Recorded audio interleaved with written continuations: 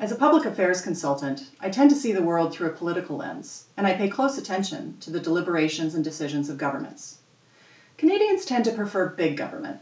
We cherish our public health care system, and we count on a strong social safety net.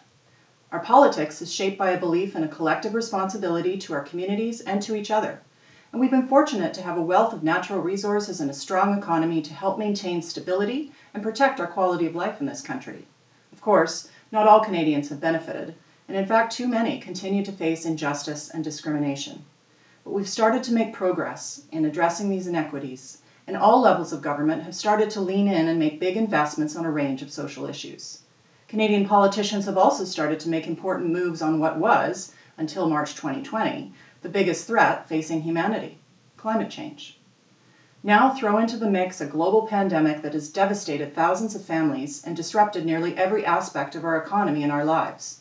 In those first few months of the COVID-19 lockdown, progress on critical environmental and social issues seemed to lurch to a halt, or at least fade to the background. But what didn't change was Canadians' trust in governments to take the right actions to protect our collective well-being. Back in the early spring of 2020, at the onset of the COVID-19 pandemic, politics faded into the background as governments focused on crisis response. Indeed, we've never seen so much of our elected leaders, with near-daily announcements about the spread of the coronavirus, the response of the healthcare system, financial relief measures for workers and businesses, and now a focus on economic recovery. Governments of all types, federal, provincial, territorial, regional, and municipal, have responded to the pandemic with quick decisions and unprecedented spending. And most Canadians strongly support their actions, according to public opinion research commissioned by Fleishman-Hillard.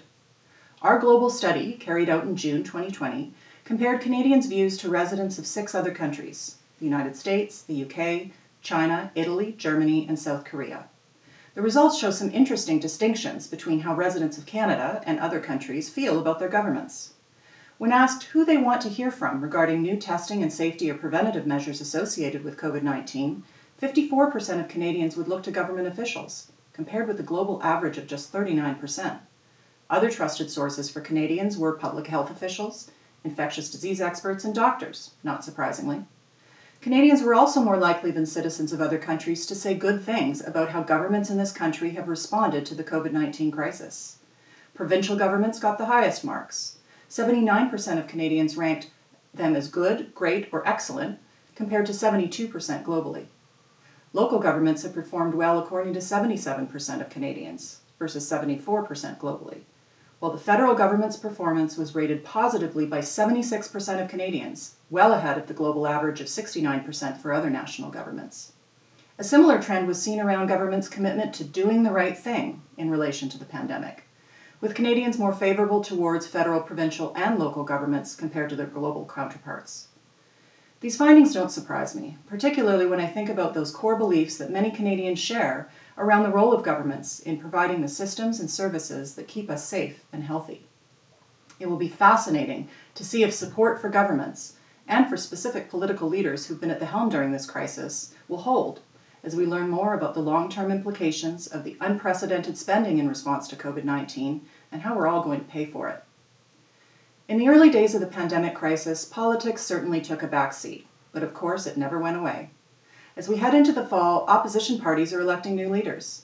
Federal politics was rocked by the surprise resignation of Canada's finance minister. We'll have at least 2 provincial election campaigns before 2020 is over, in New Brunswick and Saskatchewan.